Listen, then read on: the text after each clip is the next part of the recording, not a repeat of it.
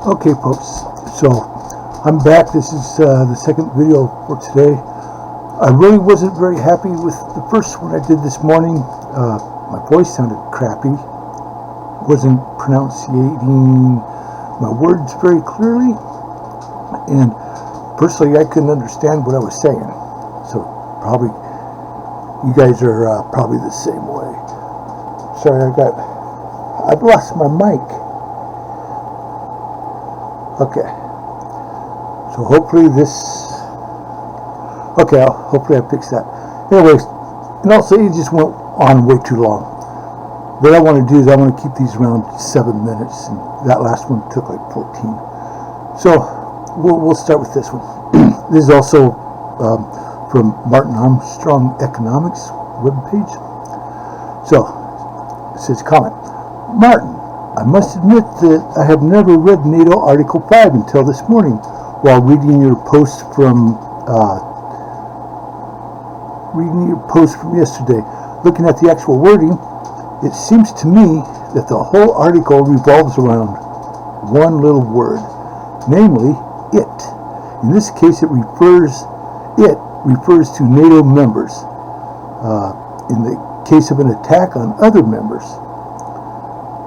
To summarize, each of them, in exercise of the right of the individual or collective self-defense, will assist the party or parties so attacked by taking such action as it deems necessary.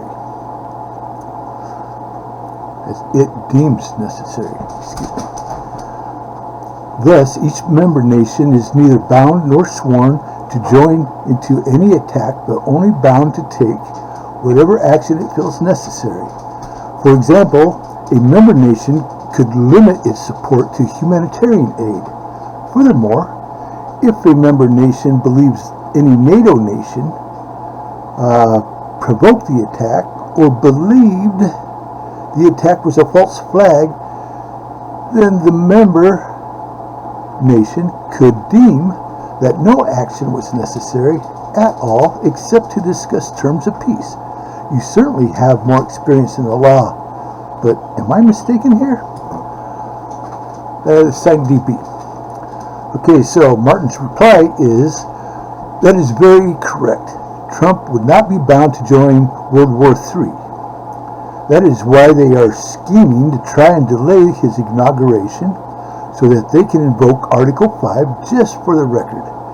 The last time Article 5 was invoked was 9/11 to justify invading Iraq, which had nothing to do with 9/11 and never had weapons of mass destruction. It was Dick Cheney who schemed to invade Iraq, and then they intended to go right into Tehran. Okay, some more newspaper clippings here. And it was Dick Cheney who crafted the intelligence and to cover his ass. He invoked Article 5 to start the war, which was, I believe, to conquer the Middle East. The U.S. pitched it in October 2001, and as this article quotes, they provided clear and compelling evidence, everything presented to justify this quest to conquer the Middle East. And that was a lie, as always. They are preparing the very same strategy to conquer Russia and divide the spoils of the wealthiest nation on earth in terms of natural resources. They have lied to start every single war because they get to expand the government and line their pockets. They have no remorse for the people who die in those actions. These people who constantly push for war are psychopaths, and they are classified as people with little or no conscience, but can follow social conventions when it suits their needs. They are far more dangerous than a mere sociopath who cannot feel empathy and remorse, but possesses merely antisocial personality disorder rather than deliberate and conniving psychopath. Yeah, buddy. Okay, then he finishes by saying, here's Lindsey Graham for once telling the truth. This is not about democracy, and nobody cares if any Ukrainians remain. This is about strip mining Russian assets.